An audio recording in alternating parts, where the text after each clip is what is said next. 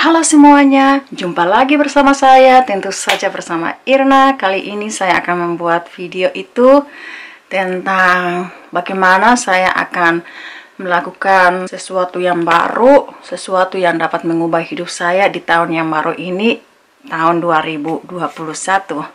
Dan seperti kehidupan yang lebih baik lagi dari tahun-tahun sebelumnya. Oke? Jadi kalau ada yang baru di sini, selamat datang. Nama saya Irna, saya orang Indonesia, kawin dengan orang Belanda, punya anak 2. Dan terima kasih semuanya karena sudah memberikan waktu untuk menonton video. Jangan lupa juga untuk subscribe di video saya, juga komen. Yes, terima kasih. Jadi mari kita mulai.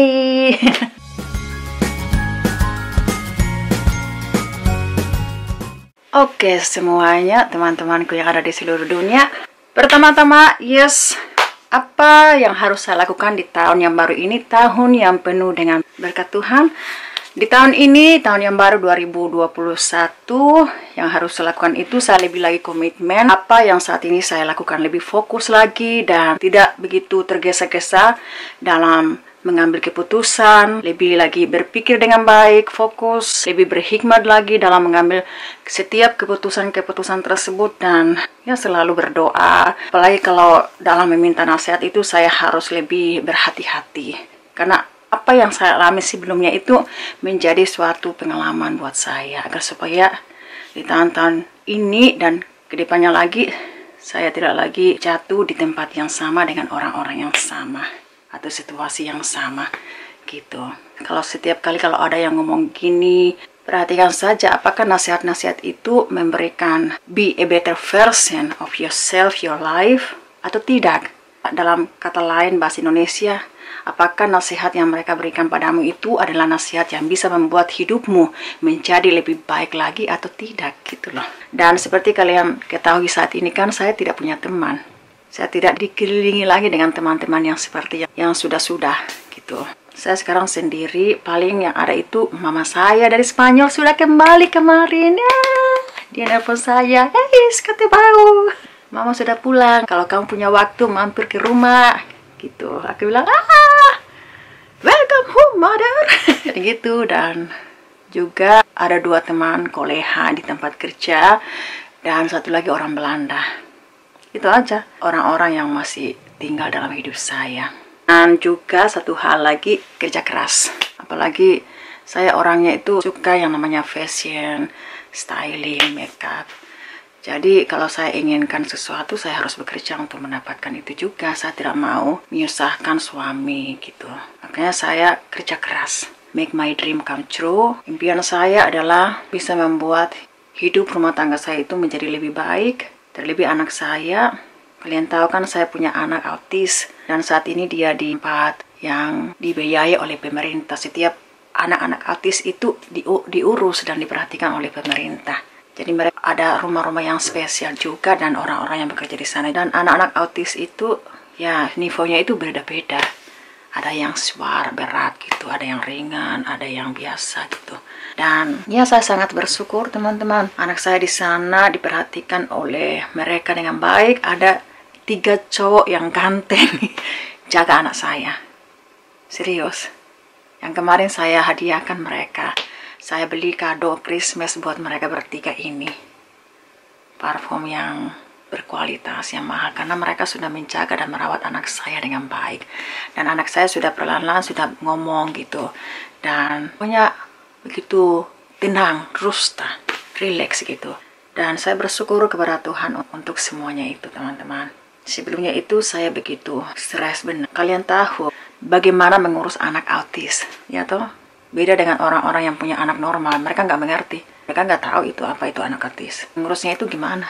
Sedangkan anak-anak yang normal aja nggak dengar, nggak diperhatikan dengan baik, apalagi anak autis. Dan saya sangat bersyukur akhirnya anak saya sudah mendapat tempat yang baik. 12 tahun dia tinggal dengan kami, dan itu sangat berat sekali. Berat benar. Ada yang bantu saya? Nggak ada. Ada yang lihat? Nggak. Jadi itu teman-teman. Yang mereka inginkan itu saya sendiri. Kenapa? All is about money. Uang itu sangat penting buat mereka. Kalau melihat saya nggak bantu saya enggak. Jadi semua pengalaman-pengalaman yang saya alami itu semua membuat saya lebih lagi berhikmat, berhati-hati, be careful, dan semakin banyak dekat dengan Tuhan. Karena setiap kali kalau mereka ngomong tentang ini, tuh perkataan mereka tidak sesuai dengan karakter mereka. Action more louder than words. Karakter itu yang menonjol. Yang aku cari bukan kata-kata manis, bukan janji-janji palsu, bukan karakternya, buahnya itu loh. Dan selama puluhan tahun ya, ini bukan pertama kalinya buat saya, puluhan tahun. Saya tidak pernah mengurus hidup saya dengan baik. Don't have self-love, self-care. Saya lebih fokus akan orang-orang yang tidak pernah got my back, less care about me. Orang-orang yang tidak pernah peduli, yang tidak ada dalam hidup saya. Saya lebih sibuk fokus akan diri mereka daripada hidup saya. Yang sebenarnya diri kita itu lebih penting dari mereka. Karena firman Tuhan sendiri berkata, kasihilah sesamamu manusia seperti dirimu sendiri. Jadi itu membuat saya temukan, kasihilah sesama manusia seperti dirimu sendiri. Apakah saya selama ini sudah mengasihi diri saya sendiri? Apakah saudara selama ini sudah mengasihi saudara sendiri? Sebelum Anda mengasihi orang lain atau temanmu, sudahkah Anda mengasihi dirimu sendiri? Sudahkah Anda memperlakukan dirimu dengan baik? Itu yang membuat pertanyaan dalam diri saya. Apa yang pernah saya lakukan dalam hidup saya? Sudahkah saya memprioritaskan hidup saya sendiri? Dan aku berpikir, aku selama ini nggak pernah seperti itu. Saya nggak ada self-love, self-care about myself, my children, my own family. Saya lebih sibuk, lebih fokus membuang segala energi saya, uang saya, kepada orang-orang yang tidak pernah ada dalam hidup saya, yang tidak pernah peduli dalam hidup saya, never got my back, and care less about me, of never care about me and my family. Jadi tahun 2018 itu aku langsung, you know what, saatnya buat saya untuk memperlakukan diri saya dengan baik, memprioritaskan diri saya sebelum saya memprioritaskan orang lain. Saya harus ada self-love, self-care about myself. Pertanyaan yang saya tanyakan lagi, who is your best friend? Siapa sahabat karibmu? Who is your best friend? Semua orang pasti menjawab, dan saya juga pasti menjawab, Tuhan! Tuhan Yesus! Yes, amin. Benar, 100%, 100%. Benar, Tuhan. Tuhan Yesus. Our best friend, teman baik kita. Tapi, saya tanya lagi, who is your best friend? Siapa teman, sahabat karibmu yang selalu bersama kamu? Ke WC, makan, kamu dengan siapa? Tidur, mandi, kamu dengan siapa? Dengan dirimu sendiri, dengan diri saya sendiri. Jadi teman baik kita itu, our best friend, your best friend, my best friend is ourselves. Ngerti nggak?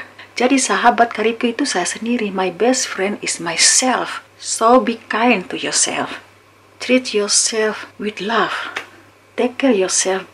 Very nice, very good. Have self-love, self-care about yourself. Nanti orang-orang, oh itu egois. You have to. Kamu harus ada self-love, self-care dalam dirimu. Karena nggak seorang pun yang bisa lakukan itu dalam diri kita. Nggak seorang pun yang bisa memperlakukan kita itu dengan baik. Hanya diri kita, diri saya, diri kamu yang bisa lakukan itu dalam hidup kita sendiri. Benar nggak? Dan banyak orang selalu bilang, oh Irna, kamu sudah berubah. Yes, I am. Aku berubah. Kenapa? Karena saya ingin mengalami kehidupan yang lebih baik dari sebelumnya. I want to be a better version of myself, my life, and my son, my children, my own family. Saya tidak mau kembali kepada kehidupan saya yang dulu. Dan jembatan yang menyeberangi itu semua sudah saya hancurkan. Berarti saya tidak akan pernah kembali ke tempat di mana saya penuh dengan stres, depression. Jadi gila, untung gak masuk ke rumah sakit jiwa. Serius teman-teman, orang gak mau tahu tentang hal itu. Karena mereka melihat saya itu menikah dengan bule, tinggal di Belanda, enak dan lain sebagainya.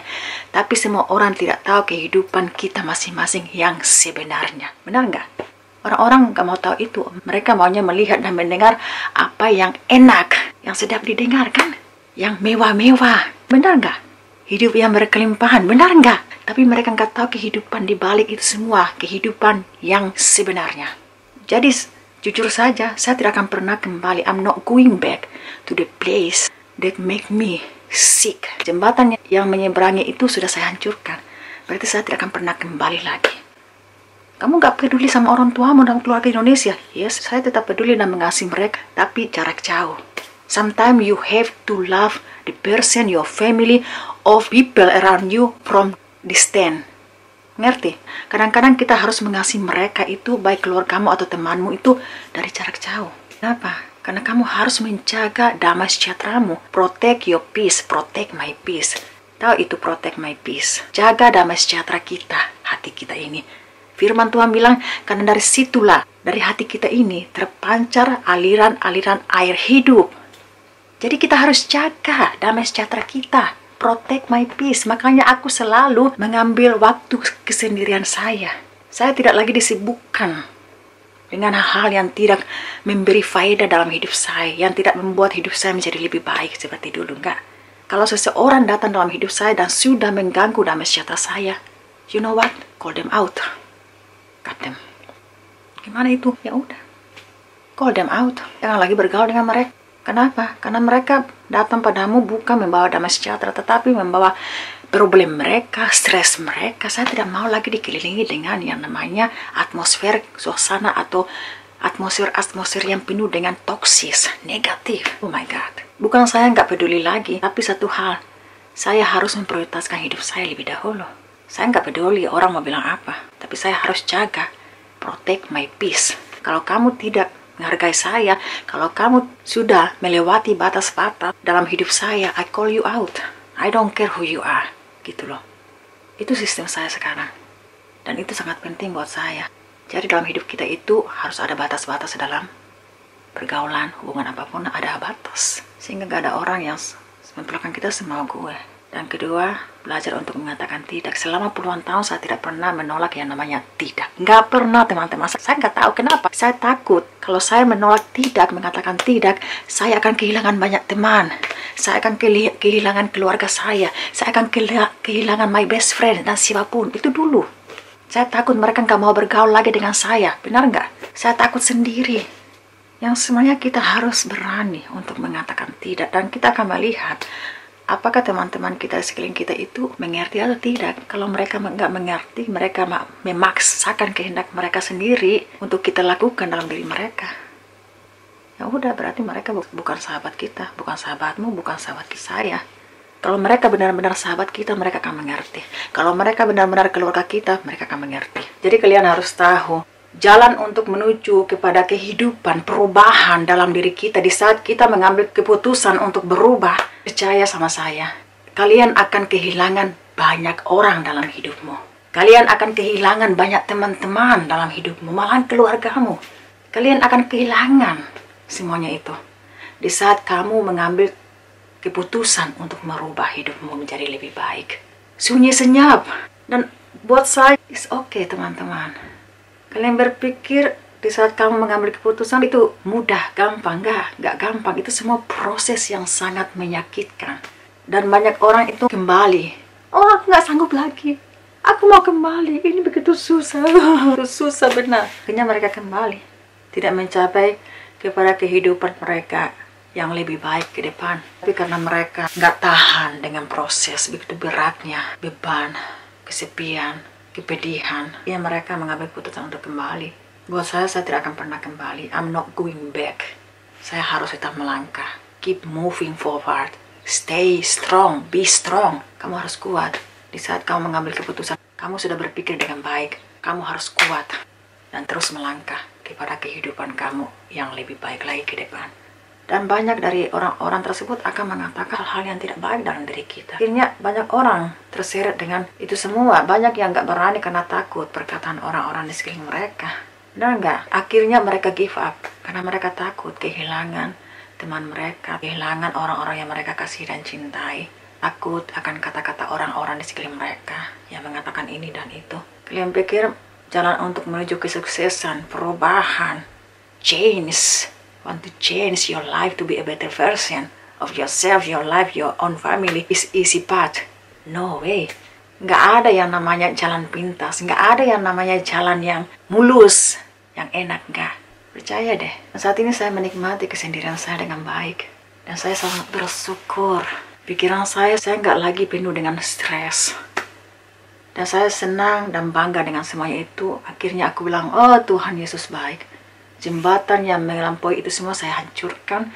Saya nggak mau kembali lagi ke tempat di mana saya tidak dihargai, ke tempat yang penuh dengan stres dan depresi hampir gila, ke tempat di mana saya diperlakukan semau gue, di tempat di mana saya diperalat, dicukur baik-baik, dan lain sebagainya. Saya tidak akan pernah kembali lagi ke tempat itu.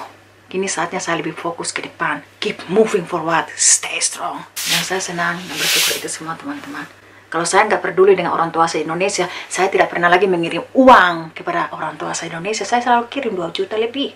Dan juga buat saya di tahun yang baru ini, saya harus lebih lagi berhati-hati dalam membawa orang-orang di dalam lingkungan hidup saya. Nggak seperti yang sudah berlalu itu, saya itu terlalu mudah, terlalu gampang dalam bergaul dengan siapapun. Dan lewat semuanya itu, saya belajar lagi untuk lebih berhati-hati, lebih berhikmah dalam membawa orang-orang untuk masuk ke dalam lingkungan hidup saya. Dan juga berhati-hati dalam memberikan kunci kehidupan pribadi saya atau hidup saya. Karena secara jujur, aku yang mengizinkan itu semua karena I don't have self-love. Saya nggak ada rasa percaya diri dalam hidup saya, nggak ada confident, nggak percaya bahwa saya juga bisa melakukan ini dan itu. Saya selalu meminta nasihat kepada orang-orang di sekeliling saya. Karena saya berpikir mereka tahu yang terbaik buat saya. Itu kesalahan saya, teman-teman. Padahal semestinya, they do know nothing about your life. Sebenarnya bukan mereka yang bisa memberikan kehidupan kamu yang lebih baik, Tuhan. Jadi hati-hati dalam memberikan kunci kehidupan pribadi kita atau keluarga kita sendiri kepada mereka. Hati-hati dalam membawa atau mengundang masuk orang-orang tersebut ke dalam lingkungan hidup kita. Dan berikutnya lagi, kita harus mengenali siapa kita yang sebenarnya. Itu harus. Supaya kita nggak gampang terpengaruh oleh keadaan, situasi, dan lingkungan atau orang-orang di sekeliling kita. Karena kita sudah tahu siapa kita yang sebenarnya. Dan tahu kehidupan kita yang sebenarnya itu diri kita. Tentu saja Tuhan, benar nggak? Bukan orang-orang di sekeliling kita. Kehidupan yang sebenarnya itu, dikala kita dalam kesusahan, kesedihan, penderitaan, itu semua akan diuji. Apakah orang-orang di sekeliling kita yang dipanggil sahabat, teman, best friend, family, atau siapapun, apakah mereka akan memperhatikan kita? Apakah mereka akan melihat kita? Apakah mereka akan menolong kita atau tidak? Hard time will always reveal a true friends of family. Benar nggak? Dikala kamu butuh finansial, ada yang bantu lewat finansial sama kamu, sama saya, sama kita semua, nggak ada. Jadi itulah yang menjadi pengalaman hidup saya. Protect my peace. Guard your heart. Kalau ada yang sudah mencuri, mengganggu, dan mengambil damai sejahtera kita, just call them out. Jangan merasa sayang atau menjaga perasaan mereka. No way. Karena itu kelemahan kita. Menjaga perasaan orang, menjaga perasaan teman atau keluarga. Sedangkan mereka aja nggak pernah peduli akan hidup kita. Jadi stop. Protect other people feelings. And never feel guilty about that. Just keep moving forward. Be strong. Let it go. Forgive and move on. Memberikan second chance buat saya itu sudah cukup. Karena pada kenyataannya setiap kali kita berikan kesempatan lagi kepada mereka, mereka tuh nggak pernah berubah. Malahan situasi atau kondisi sekeliling kita itu semakin parah. Bukannya menjadi lebih baik, malah lebih buruk dari yang pertama, dari yang awal. Jadi hati-hati dalam mengizinkan orang-orang untuk masuk ke dalam lingkungan kehidupan kita. Hati-hati dalam memberikan kunci kehidupan kita. Banyak dari kita itu nggak suka sendiri karena sunyi senyap, nggak fun-fun, rame-rame. Tapi sebenarnya di dalam kesendirian kita banyak belajar. Dan kita akan kembali melihat betapa baiknya Tuhan itu dalam hidup kita. Kita akan kembali merasakan kasih dan cinta Tuhan dalam hidup kita. Kalau saya ingin membantu seseorang, jalan-jalan aja di jalan raya. Banyak fakir miskin. Banyak orang-orang yang lebih membutuhkan pertolongan kita. Aku selalu jalan-jalan di jalan raya. Banyak orang mengemis, fakir miskin. Menyumbangkan pakaian-pakaian yang masih bagus saya sumbang kepada orang-orang yang butuhkan. Bukan hanya itu saja, baik secara finansial ataupun apa saja yang bisa saya berikan. Makanya gak heran saya itu diberkati Tuhan. Kenapa? Karena saya tidak pelit, saya tidak kepo, saya tidak perhitungan. Ya toh, lakukan ini untuk Tuhan, tapi pakai pikiran dan penuh dengan hikmah dan kebijaksanaan di dalam mengambil keputusan, dalam membantu. Jangan sembarangan, karena secara tidak sadar justru orang-orang di sekeliling kita itu sebenarnya secara jujur dalam kehidupan saya itu semuanya itu belalang pelahap. Jadi perhatikan orang-orang pelit, perhitungan, kepo, muka gratis dan lain sebagainya itu yang suka mengobrol janji-janji palsu. Tuh hati-hati, sedangkan mereka aja pelit dan perhitungan pada diri mereka sendiri. Mereka aja nggak pernah urus diri mereka sendiri, apalagi dengan kita. Mereka mau murah hati, mereka mau memberi. Enggak, orang-orang seperti itu tidak tahu memberi yang terbaik. Sedangkan mereka sendiri aja sudah pelit dan perhitungan pada diri mereka sendiri, apalagi orang lain, temanmu, keluargamu. Jadi itu saya belajar lagi. Dan kita sendiri juga akan mengenal orang-orang di sekeliling kita itu dari buahnya. Firman Tuhan bilang, uji setiap roh. Karena dari buahnya kita dapat mengenal mereka. Ya, buah apa yang sudah mereka hasilkan? Buah yang baik. Jadi saya bandingkan hidup saya yang dulu dan sekarang. Oh, cuma satu hal yang saya kasih tahu, feel so good to be alive, baby.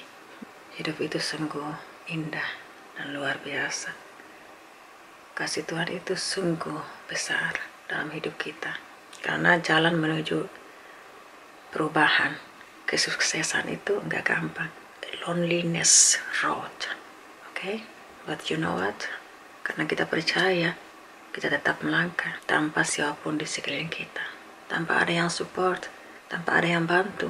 Tapi kita tetap melangkah karena kita percaya, have faith and believe that in front of us out there have a better life, can change our life, can make a better version of ourselves alive. Just keep moving and be strong about that. Jangan terpengaruh dengan keadaan atau situasi orang-orang di sekeliling kita mau bilang, oh kamu gini, oh kamu itu, kamu ini. I don't care. Masuk sini, keluar sini. Buat saya itu saatnya saya higher my standard again. Gak lagi jadi lower standard. Gak gampang lagi dimanipulasi atau dibohongi, ditipu, dan dikontrol. Ingat, take up power back. Jangan berikan power kuasa itu kepada orang-orang di sekeliling kita. Ya, yang sebenarnya mereka tidak bisa lakukan apa-apa dalam hidup kita, tapi karena kita sudah memberikan power to them, kita melihat mereka itu wah, pintar ya, bagus ya. Tapi sebenarnya enggak. Justru kita sendiri lah yang tahu kehidupan kita yang sebenarnya, yang dapat mengubah hidup kita sendiri dengan pertolongan Tuhan.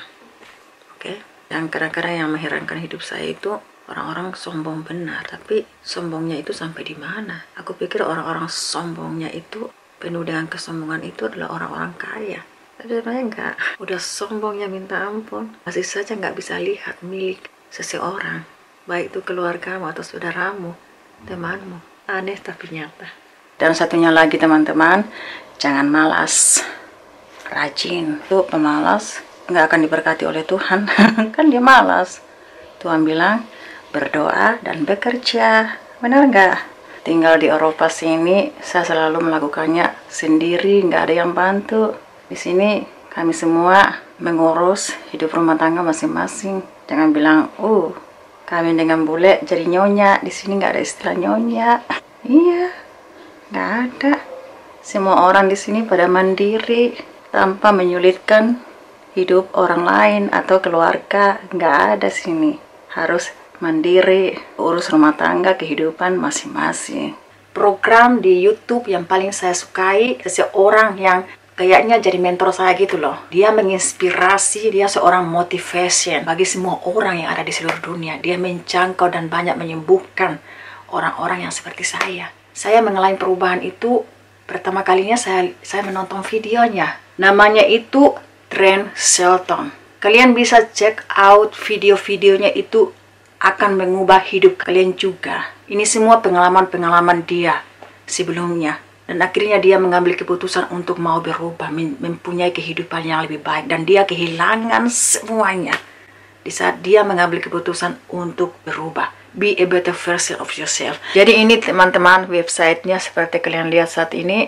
Ini website dia yang ada di YouTube, namanya Trent Shelton. Kamu bisa check out semua video-videonya.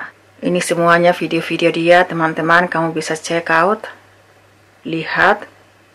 Dan dia menyadarkan saya, ternyata orang-orang di sekeliling kita yang kita anggap mereka adalah teman kita, best friend.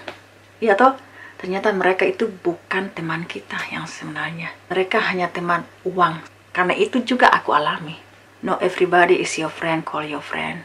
Tapi dia berbahasa Inggris, orang Amerika. Jadi kalau kalian bisa mengerti bahasa Inggris, ini bagus benar. Jadi some people cannot be in your life. Dan memang fakta yang tidak bisa disangkal semuanya. Ini kenyataan hidup. Jadi kalian semua bisa cek video-videonya di YouTube yang namanya Trent Shelton. Itu bagus benar. Pokoknya aku bersyukur Tuhan memakai orang tersebut untuk mengubah hidup saya untuk menjadi lebih baik lagi. Nggak lagi dikelilingi dengan segala atmosfer atau teman-teman yang begitu toksis gitu loh. Dan banyak lagi orang selalu bilang, oh jangan menghakimi. Benar nggak? Pasti ada yang mengatakan seperti itu. Tapi saya kasih tahu ini bukan menghakimi. Ini fakta yang tidak bisa disangkal. Ini kenyataan kehidupan kita yang sebenarnya. Dan orang-orang yang bilang, oh jangan menghakimi, oh kamu begini. Aduh, itu semua adalah ciri-ciri orang-orang manipulasi kita. Benar, serius. Kita harus lebih banyak lagi belajar. Menambah ilmu kita lebih banyak lagi agar supaya kita bisa mengerti ciri-ciri orang manipulasi, orang-orang yang punya personality disorder, orang-orang negatif, orang-orang yang cemburu, iri hati, sombongnya minta ampun, waduh, dua muka. Dan saya selalu berkata dalam diri saya sendiri, don't trust anyone. Bisa percaya kepada Tuhan, yes. Hati-hati dalam mencurahkan isi hatimu, permasalahanmu kepada orang lain atau sahabatmu. Seperti saya selalu minta didoakan, saya selalu minta nasihat. Jujur saja teman-teman, kalau saya namanya mau memberkati untuk Tuhan, lakukan untuk Tuhan itu saya nggak kepo-kepo. Saya itu paling bencinya yang namanya pelit dan perhitungan. Muka-muka gratis, kepo. Saya paling benci dengan semuanya itu. Jadi karena saya sudah ceritakan, saya itu paling nggak suka dengan yang namanya ini. Saya itu kalau namanya untuk Tuhan, saya akan berkati dan berikan yang terbaik. Dan ingat, itu semua mereka akan pakai untuk using you. Dan ini terjadi dalam hidup saya, teman-teman. Mereka tahu kamu baik. Mereka tahu kamu itu gak suka yang namanya pelit dan perhitungan. Kamu itu wow, terlalu baiknya minta ampun. Sampai gak pakai otak, berpikir. Kalau ternyata orang-orang di sekeliling kamu yang kamu anggap teman, sister in Christ, teman, keluarga Kristen, best friend, atau keluarga kamu sendiri, ternyata mereka memperalat itu semua demi kepentingan pribadi mereka. Kalian pikir saya nggak pernah membantu orang? Saya pernah banyak membantu orang. Membuat sate lebih dari 100 tusuk untuk Tuhan. Saya lakukan yang terbaik. Beli ayam 6 kilo. Di sini kan ayam 3 kilo berapa ya? Itu sekitar 13 euro ya. Beli 6 kilo. Saya cuci, saya iris, saya taruh bumbunya, taruh di kulkas. Besoknya saya bangun masih gelap. Mulai tusuk dan bakar. Belum mandi. Karena acaranya sore. Saya beberapa kali lakukan itu. Akhirnya datang ke gereja, lemas, gak ada energi. Yang kayak mereka selalu bilang, melihat kamu itu Irna kasihan benar, sosial benyai. Gitu, capeknya minta ampun. Tapi saya mengeluh, nggak pernah teman-teman. Saya lakukan beberapa kali. Dan setiap kali kalau namanya keluar dengan Irna, mereka nggak usah bawa uang. Karena semuanya itu saya bayar. 50 euro lebih saya selalu bayar. Ada yang berani nggak bayar itu. Traktir semuanya. Kamu bayar semuanya. Terus nggak seorang pun yang mentraktir kamu, bayar.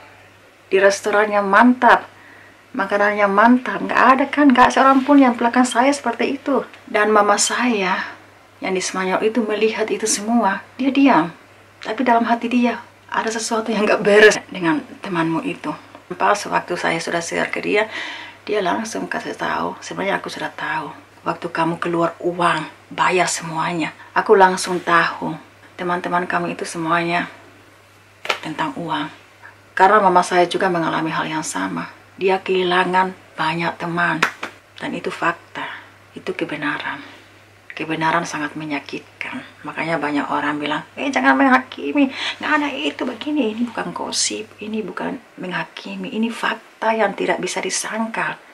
The truth is hard. Kebenaran itu sangat menyakitkan. Tersinggung ya, puji Tuhan, bertobat. Mari kita mengubah hidup kita untuk menjadi lebih baik lagi. Banyak orang yang memilih nggak mau berubah. Karena mau berubah itu sangat menyakitkan. It's pain, it's hard. Benar nggak? Makanya kebanyakan itu memilih di tempat yang sananya, yang enak-enak. Fun, gesela, beramai sekali. Kalau mau cari yang namanya gesela, fun, beramai, gampang kok. Gampang semua gitu. Itu semua aku bisa dapatkan. Ya memang kita juga harus punya waktu untuk fun, gesela. Tapi kalau sudah selalu seperti itu, gimana hidup kita seterusnya? Apakah kamu mau hidup kamu selalu fun? Enggak kan? Banyak orang kan hidupnya seperti itu. Just kidding. Makanya hidup mereka juga just kidding. Kamu juga harus punya kehidupan yang lebih baik dan sehat. Iya toh? Dan kalau teman-teman juga harus tahu, saya kalau bantu orang, saya carinya di jalan raya. Saya jalan-jalan di shopping, pokoknya di jalan mana saja. Kalau saya lihat orang mengemis, saya kasih uang 10 euro. Ya, seperti itulah yang harus kita bantu. Masih banyak orang yang membutuhkan pertolongan kita. Bukan itu orang-orang kepo, pelit dan perhitungan. Orang-orang yang bekerja, punya gaji per bulan, tinggal di rumah yang bagus. Orang-orang yang sama, orang-orang itu terus kamu selalu berkati mereka. Makanya gak heran kali Tuhan berkati hidup kita, kantong tersebut selalu kosong. Kenapa? Karena saya memberkati tempat yang salah dengan orang-orang yang salah. Bukan di orang-orang yang betul-betul miskin, tinggal di jalan. Banyak itu fakir miskin, anak-anak yang piatu. Heran kalau saya itu diberkati. Kenapa? Ada harga yang harus dibayar. Kamu menginginkan yang terbaik, saya menginginkan yang terbaik. Ada harga yang harus dibayar. Berani bayar harga, iya toh. Ya buat yang lain mungkin, 10 euro. Ya iya, daripada saya kasih kalian 50 up ke atas, selalu bayar kalian, enak saja. Mendingan uang tersebut saya berikan kepada orang-orang yang tinggal di jalan, yang gak ada rumah, yang gak ada uang, yang gak bisa beli makan. Benar gak?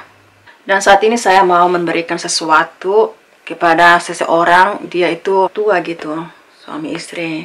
Dan aku tahu kehidupan mereka gimana. Walaupun nggak banyak gitu loh barang, tapi baru loh, bukan bekas. Perlu kalian tahu juga, dulu kan selalu masuk gereja, ya sekarang nggak lagi karena sudah lockdown, setiap tempat ditutup di sini.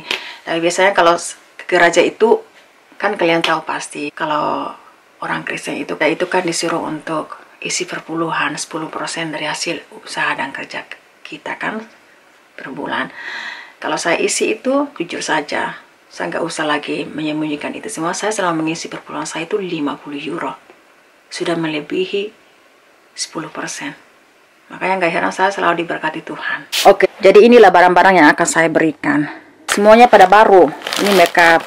Ini juga saya dapatkan dari teman saya. Mereka kasih ke aku, tapi aku nggak pakai. Dan juga aku barusan juga kemarin, aku ke supermarket. Saya beli coklat. Ini pasca kan sudah dekat, jadi setiap supermarket sudah ada itu jualan coklat telur. Jadi aku beli ini harganya sekitar 3 euro lebih. Aku beli satu pak, aku kasih juga ini satu dos coklat yang namanya party. Saya akan berikan juga. Jadi lihat nih, ini juga aku akan berikan. Ini juga, ini lilin juga ini. Dan juga teman-teman, aku juga akan memberikan satu set dari Ritual. Nih, semuanya lengkap. Karena aku nggak pakai ini, yang aku suka itu lilinnya saja, tapi aku masih punya 2 lilin dari Ritual. Jadi alangkah baiknya ini juga diberikan gitu loh. Dan tentu saja yang ini kecil, shower gel yang dari Ritual juga. Iya toh. Jadi inilah kuncinya. Kalau kamu ingin berkati, ya berikan yang terbaik. Dan ini juga. Dan tentu saja ini pan yang baru. Ini aku dapatkan dari teman saya sekerja. Daripada ini tersimpan nggak dipakai, lihat nih.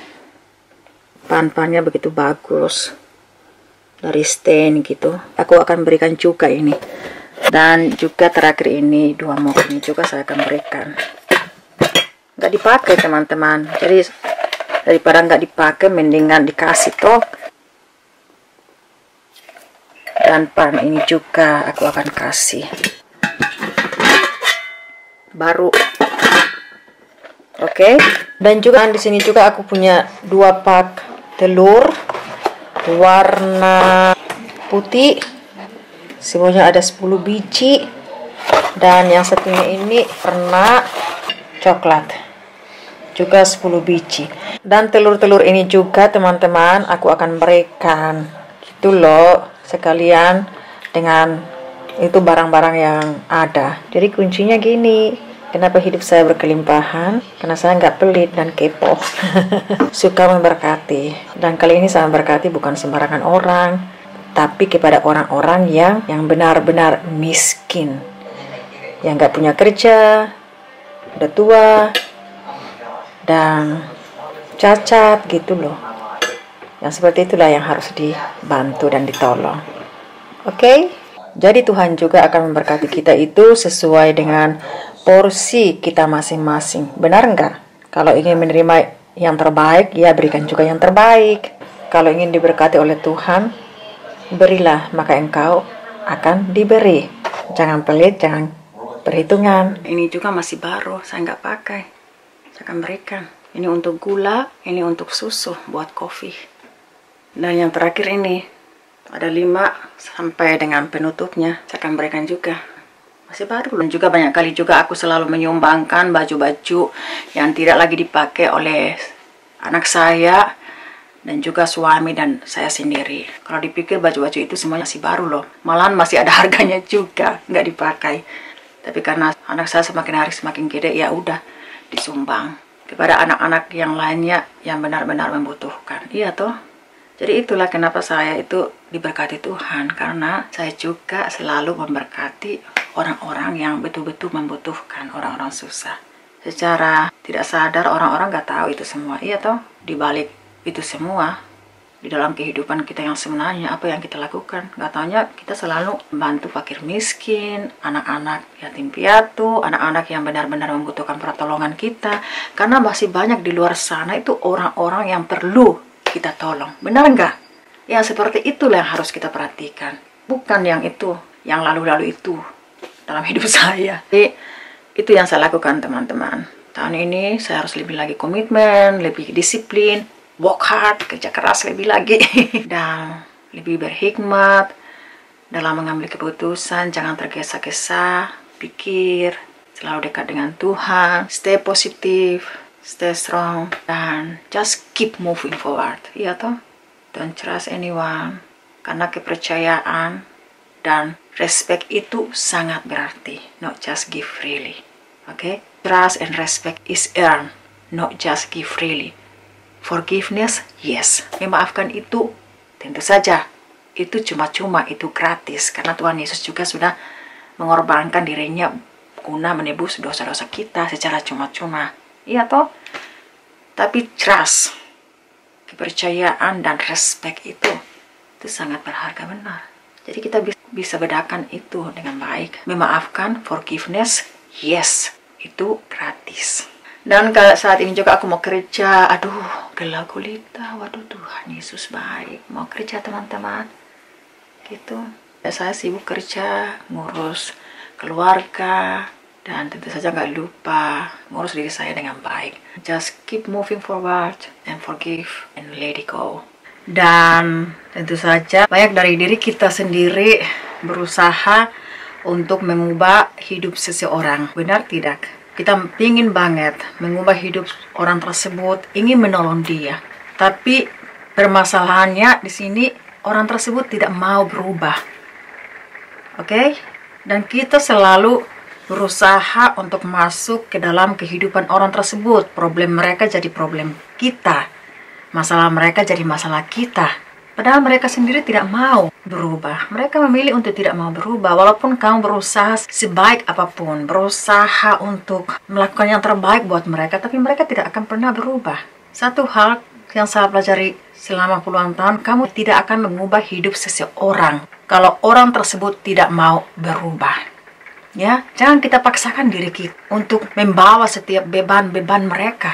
Kita pikul beban mereka, yang pada akhirnya itu akan membuat kita burnout, stres, depression. Coba kalau kita lepaskan beban-beban tersebut, yang sebenarnya bukan beban kita, tapi karena saking kita pingin membantu teman kita, membantu orang tersebut, sedangkan dia tidak mau dibantu, dia tidak mau berubah, akhirnya menjadi beban hidup kita sendiri. Dan akhirnya itu semua membuat kita stres, membuat kita depression dan lain sebagainya. Benar nggak? You cannot change that someone who don't want to change himself. Kamu dan saya itu bukan juru selamat atau Tuhan Yesus, Tuhan. No. Memang benar, mereka butuh Tuhan. Mereka butuh bantuan kita. Tapi yang perlu kita lakukan hanyalah berdoa kepada orang tersebut. Jangan, oh saya bisa. Oh, saya tidak bisa hidup tanpa dia. Saya butuh dia. Saya ingin bantu dia. Saya ingin menolong dia biar hidupnya mengalami kehidupan yang lebih baik. No, you don't. You don't need them. Oke? Kamu harus mengerti tentang itu semua. Oh, kita mau berusaha jadi penolong mereka. Jadi Tuhan buat mereka. Juru selamat. Jadi mama mereka. Become their mother. No. Jadi saya lepaskan itu semua. I let them go.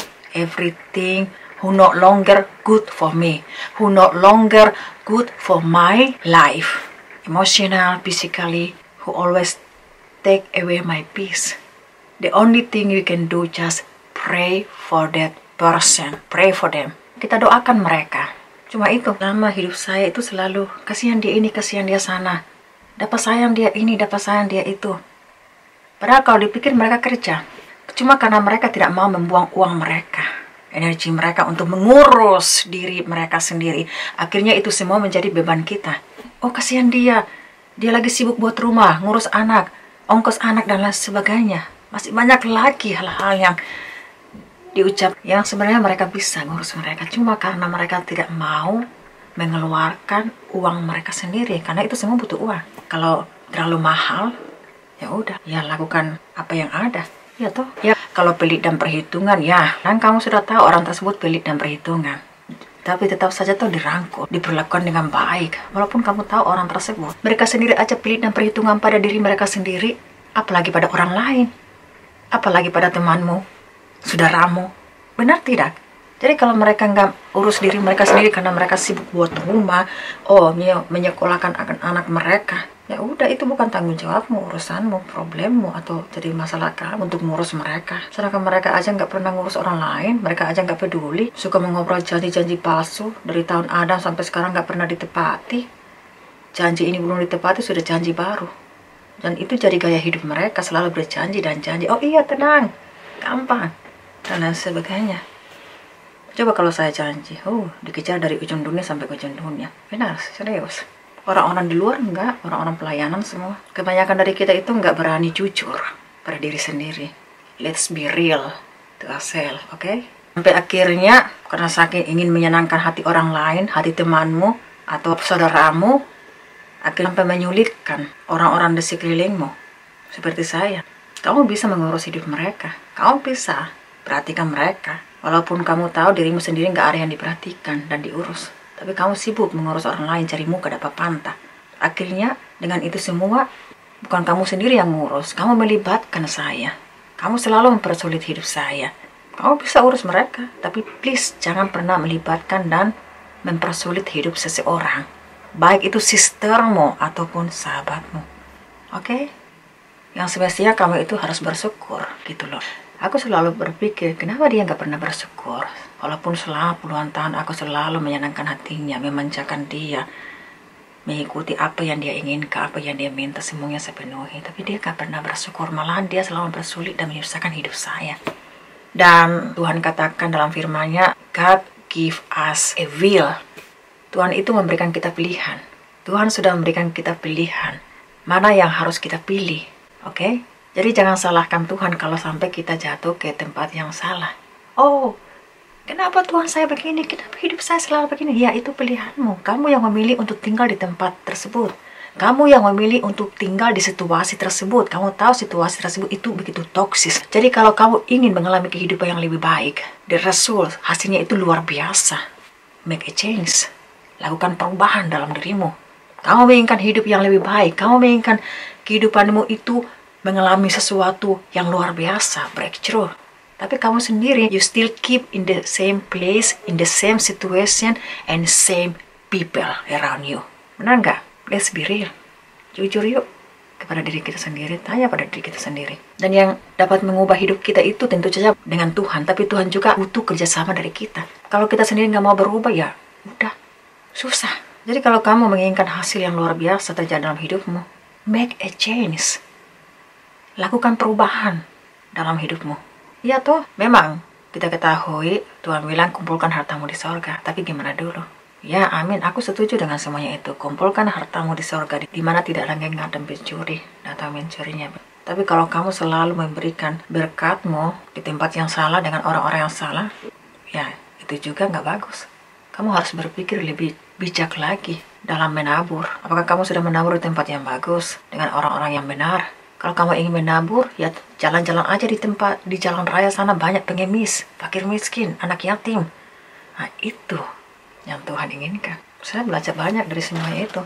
Anak saya dimanja enggak. Kalau dia menginginkan sesuatu, dia harus sabar menunggu puluhan tahun. Dia sekarang sudah umur 11 tahun. Dia dapat itu, mainannya itu waktu umur 10 tahun.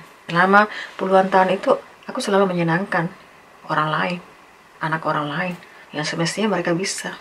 Kalau aku perhatikan, sedangkan anak presiden aja nggak dimanja. Iya tuh, anak presiden, pikirkan. Ada nggak anak presiden dimanja kayak Pak di Jokowi gitu? Anak-anaknya dimanja? Enggak. Anak saya nggak dimanja. Terus anak orang lain aku harus manjain, aku harus penuhi semuanya permintaan-permintaan ini. Dari siapa? Ada yang mengontrol hidup saya. Bukan orang lain. It's my sister. Pernah nggak kalian mengalami hal yang sama? Ada teman saya di sini juga ngomong ke aku, cerita ke aku. Aduh kak, aku juga punya teman kayak kakak. Aduh kakaknya itu loh, selalu menyulitkan hidup adiknya supaya dikatakan baik. Cari muka dapat pantah. Dia tahu saya baik. Saya berikan second chance. Yes. Tapi kini saatnya, you know what? I'm done. Lupakan, forgive, let it go, and move on. Jadi nggak diperhatikan orang-orang pelit, perhitungan kepo-kepo muka gratis. Walaupun mereka bekerja keras, sekeras-kerasnya hidup mereka seperti itu. Nggak mengalami kehidupan yang lebih baik. Kenapa? Karena diri mereka sendiri nggak pernah memberkati, nggak pernah menabur, nggak pernah memberikan yang terbaik. Mereka orangnya sukanya menerima dan menerima dan menerima, tapi memberi nggak. Apalagi kalau dengan saya, Irna apa nggak ada sama dia? Suaminya bule. Kan kalau kita itu kan, kalau orang kita nikah dengan bule berarti milioner, kaya raya. Yang sebenarnya tidak. Mungkin kalian bisa lihat di Hong Kong, di Singapura, atau di Indonesia, bule-bule berlibur. Tapi sebenarnya kalian nggak mengerti kehidupan yang sebenarnya di Eropa. Kamu nggak tahu kehidupan yang sebenarnya, yang sesungguhnya, yang aslinya di sini, di Eropa. Oke? Dan puluhan tahun yang menjadi pergumulan hidup saya itu adalah bagaimana saya bisa menolak yang namanya tidak. Karena saya nggak tahu yang namanya menolak, yang namanya tidak itu gimana. No is no.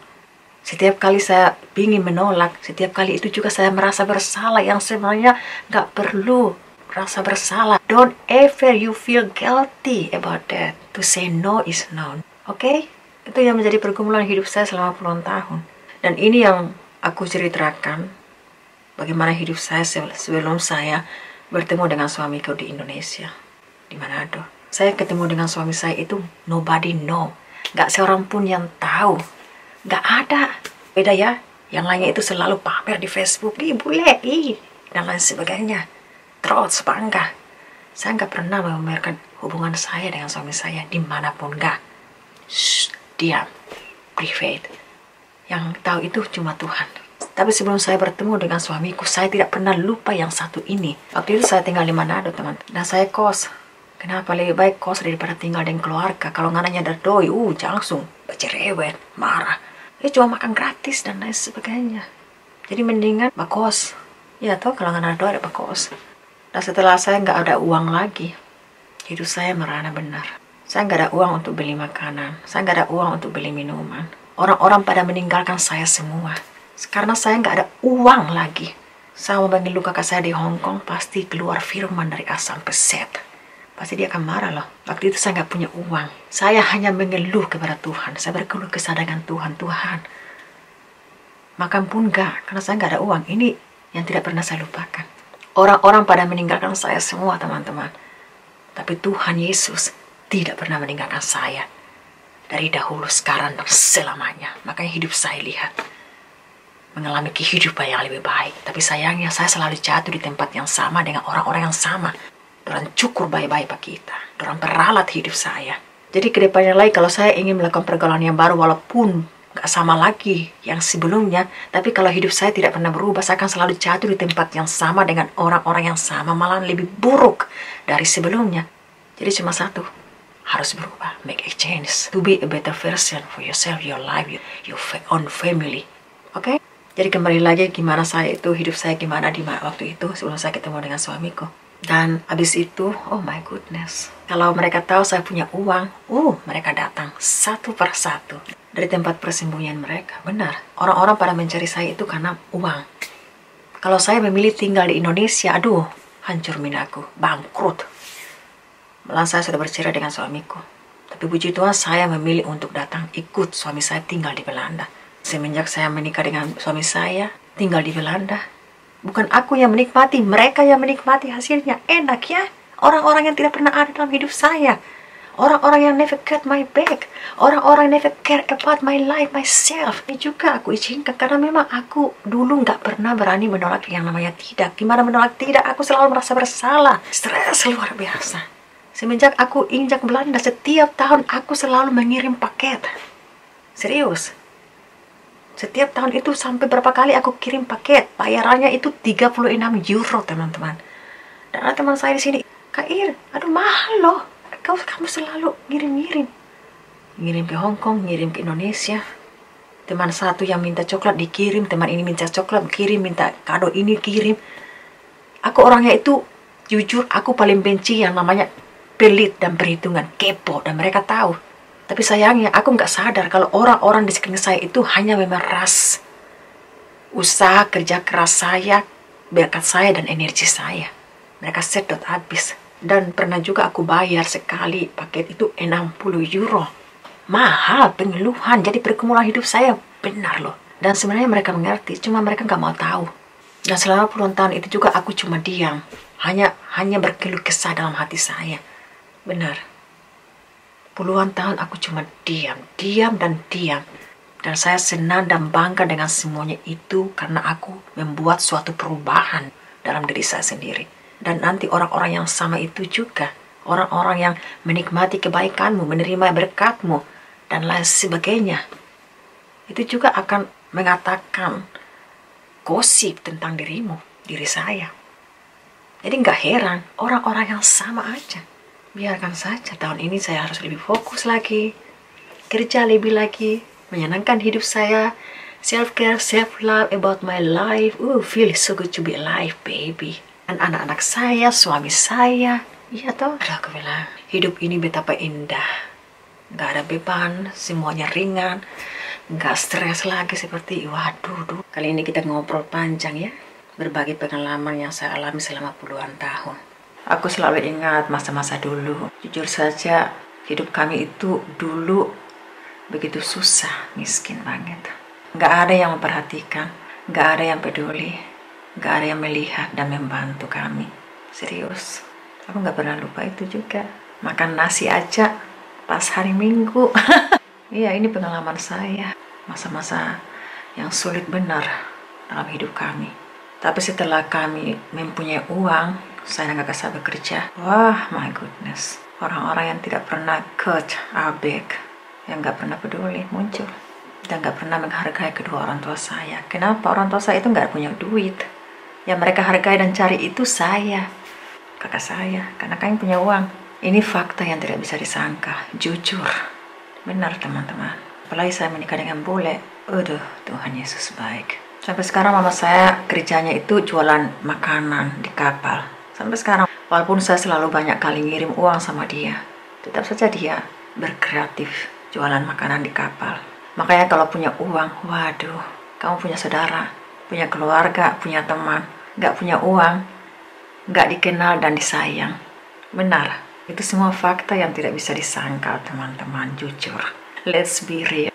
Makanya saya menikah dengan bule, bukannya saya menikmati hasilnya. Orang-orang yang never, yang tidak pernah got my back, orang-orang yang tidak pernah ada dalam hidup saya, never care, itu yang menikmati hasilnya. Tapi di tahun yang baru ini harus menjadi lebih baik lagi. Satu ini tentang jomblo. Bagi yang belum menikah, bagi yang masih jomblo, itu dalam mencari pasangan itu hati-hati. Jangan sembarangan dong. Jadi pertanyaan pertama, kamu harus mengenal hidup seseorang tersebut. Dia juga gitu harus kenali dirimu dengan baik. Ya.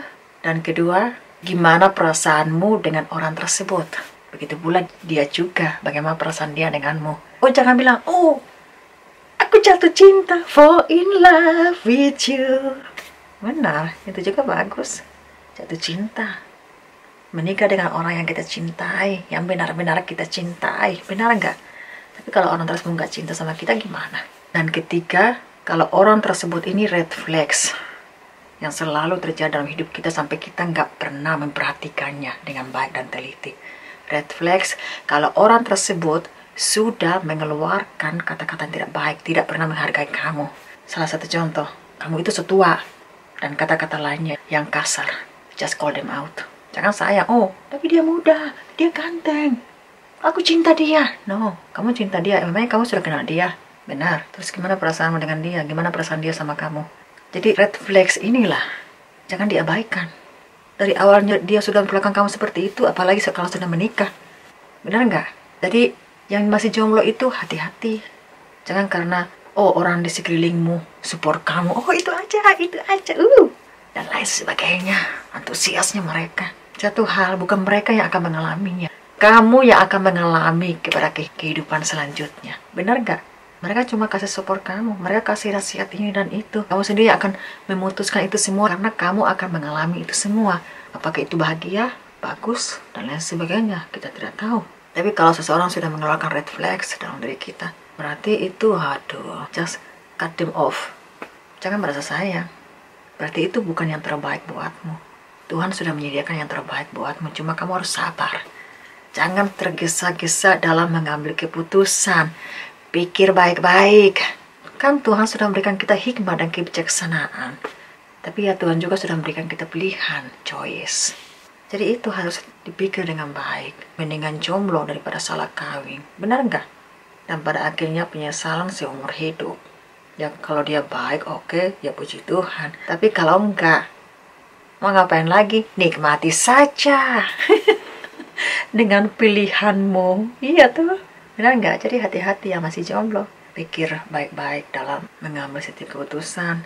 Apalagi dalam jodoh. Tanya Tuhan. Apalagi kalau kita sebagai orang Kristen, dekat dengan Tuhan, selalu berdoa. Kok malahan dengar nasihat orang-orang di sekeliling kita?